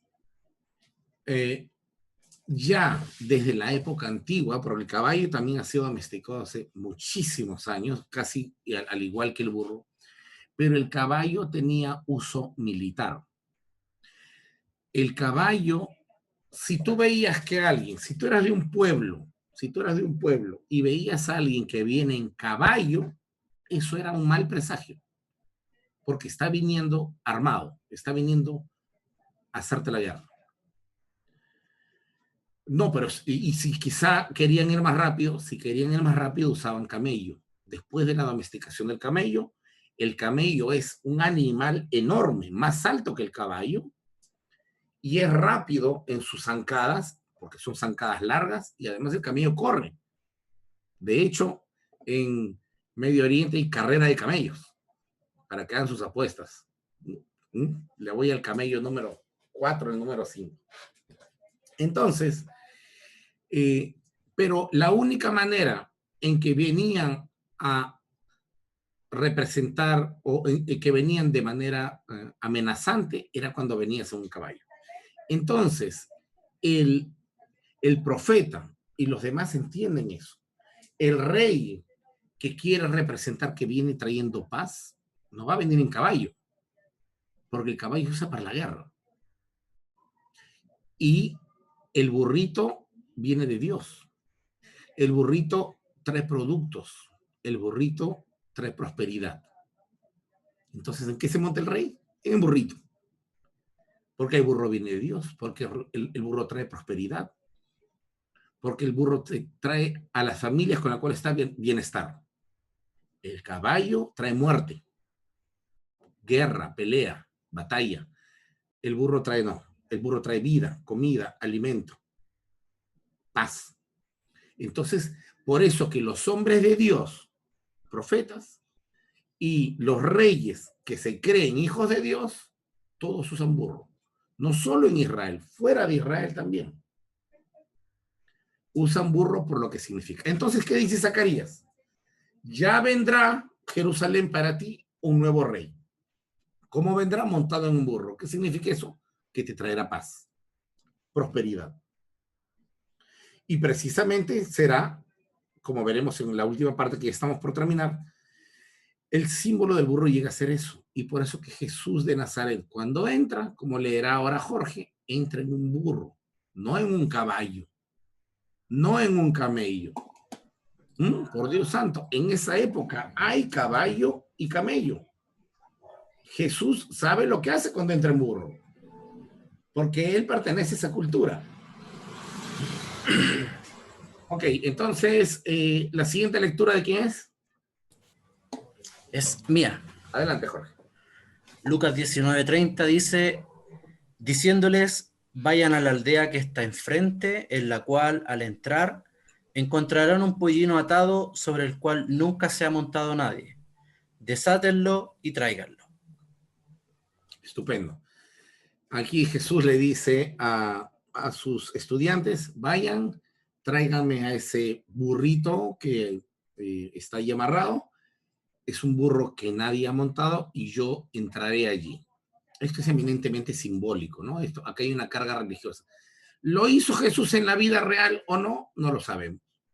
El Evangelio es literatura, y literatura escrito y literatura teológica, sobre todo, reflexión teológica hecha varias décadas después. Si lo hizo o no, no lo sabemos. Tú puedes pensar que sí pasó realmente, no le haces daño a nadie, yo pienso que puede que no, puede que sí, no lo sabemos. Pero la intención teológica es fantástica. Para el autor Lucas, Jesús es un rey. Es un rey, por eso es que desde pequeño le traen regalos reales, oro, incienso y mirra, que solo se le trae a un rey. Entonces, para Lucas, desde el principio de su evangelio hasta el final, para Lucas Jesús es un rey, es el rey que estaban esperando, al menos para Lucas, aunque los demás no piensen igual, para Lucas sí. Muy bien. Aquí está un enterramiento de burritos.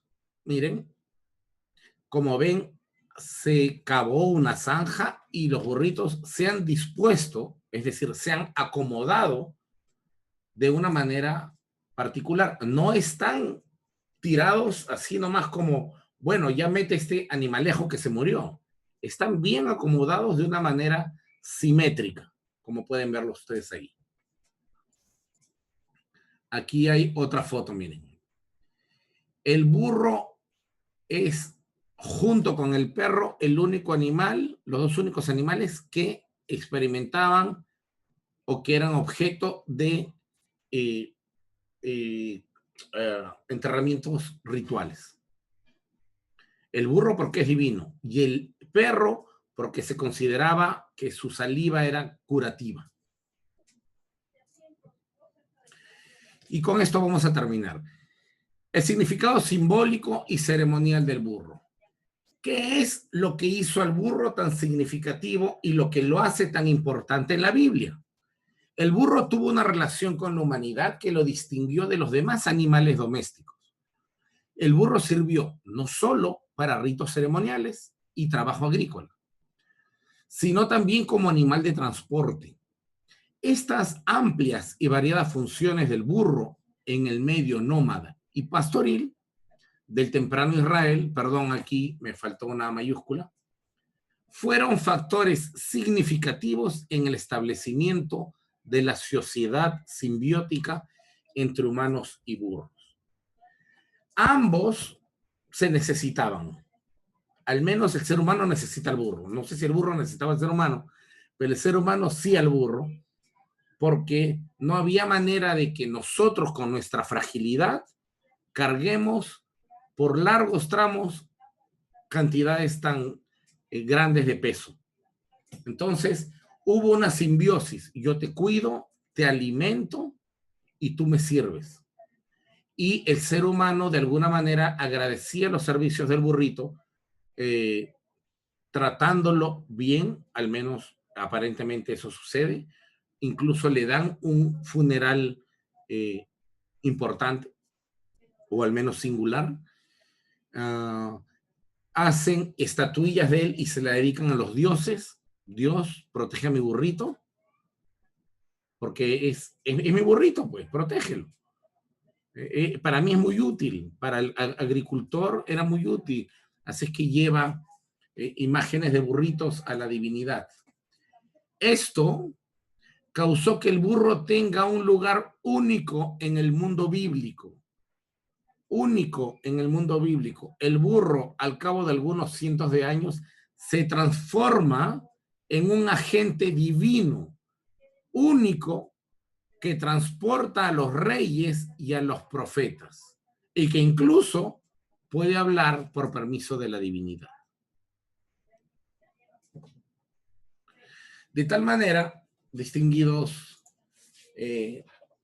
compañeros, el burro, con el paso de los cientos de años, fue labrándose un sitial en el imaginario colectivo popular y en la economía. Un lugar insoslayable, un lugar que era muy importante en la economía, en la mente, en la religiosidad. Como les dije, esto no tiene que ver con solo Israel, sino en todo el Medio Oriente. El burro fue un animalito muy bien cotizado, muy bien cuidado, y en muchos lugares se ofrecía incluso una vez al año un burro como ofrenda a los dioses, para que haya prosperidad. El burro, al cabo de algunos cientos de años, se consideró divino, es decir, no Dios, sino divino porque proviene de Dios, un regalo divino de Dios. Y al tener este estatus de divino, ya el burro pasa, ya tiene otro estatus, pues otro caché. Elegante se pone el burro. Entonces, me da risa, perdón. Entonces el burrito ya elegante tiene la potestad de poder llevar a reyes, a hombres de Dios que van a representar luego la paz dentro de sus sociedades y la prosperidad, como los reyes y los profetas. Y en esa lista de reyes y profetas es donde entra también el maestro Jesús de Nazaret. Bien, yo aquí concluyo entonces mi exposición. Me hubiera gustado en verdad hablar mucho más. Hay mucho que hablar del tema, pero bueno, por temas de tiempo hemos tenido que saltar. Pero creo que un marco general ha sido entregado para que ustedes puedan seguir con las investigaciones. Pablo Aguirre tiene una pregunta. Adelante, Pablo. No, no se oye.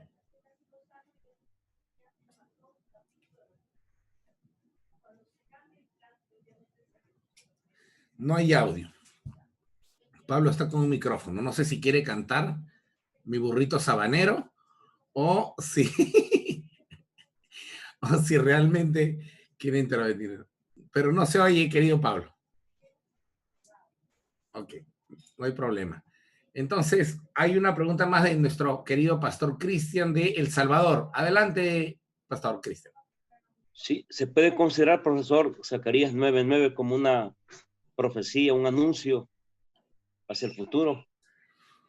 Viene montado el rey en un animal de carga. Lo que sucede es que la profecía depende cómo se entienda, querido Cristian. Nosotros en Occidente entendemos profecía como algo que es como un anuncio que va a suceder de manera inminente, ¿cierto? Eso es lo que decimos. Profecía es el dicho de los eventos futuros, pero eso no es profecía en términos bíblicos. En términos bíblicos, un naví no es quien habla del futuro. Lo menos que hace un profeta es hablar del futuro. en la Biblia. Lo que más hace el profeta en la Biblia, que es, a mí la palabra profeta, honestamente, a mí no me agrada por las asociaciones mentales que nos genera. Un profeta no es alguien que habla del futuro. Un profeta habla para la actualidad. Un profeta desafía el status quo, la tiranía del momento, desafía a los sacerdotes, a los reyes. Un profeta es como Juan el Bautista, por ejemplo. Un profeta es como Jesús. Un profeta es aquel que desafía el status quo de los poderosos, de los religiosos del templo, que están aprovechando su poder para quitarle tierras a las viudas, a los huérfanos, a los pobres, o de la gente del gobierno que también está haciendo lo mismo. Entonces, desde este punto de vista, Cristian, y es mi opinión, ustedes pueden diferir si quieren, el profeta es alguien que exhorta a la actualidad. Y entonces, quiero que me entiendan claramente. ¿Qué pasa si hoy en día se levanta alguien, por ejemplo, en Guatemala, un país que está muy cerca al tuyo, ¿verdad? En Guatemala, que hay ahorita problemas con el gobierno, han incendiado el Congreso y todos los problemas que todos sabemos por la televisión. O en mi país, que hace no mucho hubo un problema similar. Se levanta un hombre cuerdo, íntegro, y dice, a ver, alto ahí, aquí el problema son las autoridades que están robando. Es cierto. Pueblo peruano, pueblo salvadoreño, guatemalteco, venezolano, tranquilos, ya vendrá alguien a ocupar esa silla presidencial y lo hará bien. Vendrá alguien que con amor trate a nuestro pueblo y lo saque de este momento caótico de pobreza, etc. Un líder carismático, un profeta que lo que hace es hablar, retar y desafiar a su actualidad, pero dando mensajes de que algo va a venir. Ahora, eso significa que aquella persona está hablando, pensando 600 años después en Jesús. Yo particularmente no lo creo. No obstante, no significa, porque el profeta habla para su momento. El profeta habla para lo que está sucediendo y las soluciones que van a darse de inmediato, o que al menos él espera que se den. Pero yo entiendo, evidentemente, que algunos difieran conmigo, sobre todo hay una interpretación muy arraigada dentro de nuestros hermanos evangélicos, protestantes, en donde todo el Antiguo Testamento lo ven como profecía, desde mi punto de vista, bastante, o al menos creo que yo con un desequilibrio importante para poder ver la Biblia hebrea como un todo y el Nuevo Testamento como un todo. Yo particularmente creo, querido Cristian, que sí, es una profecía desde el punto de vista de Zacarías, desde el punto de vista que es un mensaje esperanzador. El profeta es un profeta que trae esperanza. Ya, tranquilos, pueblo, vendrá alguien vendrá a Sion, alégrense, porque en algún momento vendrá alguien y traerá paz. Bien, estaba hablando para 600 años después. ¿Tú crees que el pueblo no le hubiera dicho, a mí no me importan 600 años, queremos a alguien ya? Ya, de acá a 600 años ya me comieron los gusanos. Necesitamos soluciones sociales ya. Y claro, luego hay una relectura del evento, ¿no? En fin, gracias por tu pregunta, querido Pastor Cristian. Bueno, gracias también por la respuesta. Un placer.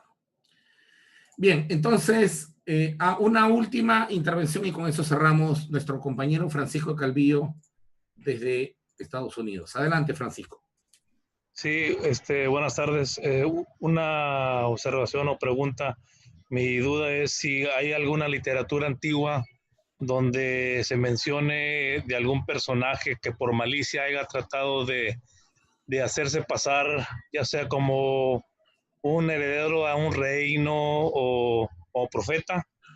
yendo montado en un asno para poder confundir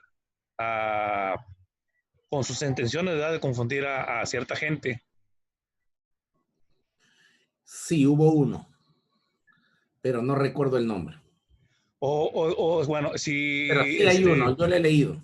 Ok, esa es una. Y la otra, muy relacionada a eso, o que se pueda usar como también una figura literaria, o sea, en sentido literario, ¿verdad? Pudo haber sido alguien persona de carne y hueso, ¿verdad? Tratando de usar ese recurso para engañar, y el otro, que alguien puede usar ese recurso para resaltar a alguien, de hacerlo resaltar de esa manera, ¿verdad? Dándole esa identidad de heredero, profeta. Pero eso está interesante, eso que dice que se acuerda de uno, pues ahí le encargo. Si recuerda algún título, el nombre. Gracias. Gracias, Francisco. Muchas gracias a todos. Quiero aprovechar antes de despedirnos de invitar a los presentes y también a los compañeros que nos ven desde YouTube. En el mes de enero estamos empezando un diplomado en ciencias bíblicas donde trataremos temas de esta naturaleza durante 4 meses. Vamos a analizar temas como geografía bíblica, arqueología, mitología hebrea, historia de Israel, exégesis del Antiguo Testamento. Todo eso vamos a hacerlo durante 4 meses. También en el mes de enero vamos a empezar un curso de hebreo básico desde cero, que va a durar también 4 meses. Quedan ustedes invitados, ojalá pueda verlos por allí. Dios les bendiga. A ver, vamos a despedirnos de los amigos de YouTube. Shalom. Shalom. Hasta pronto. Adiós. Gracias a todos. Shalom, shalom. Gracias, profe. Shalom. Voy a ver a mi burro de diferente forma.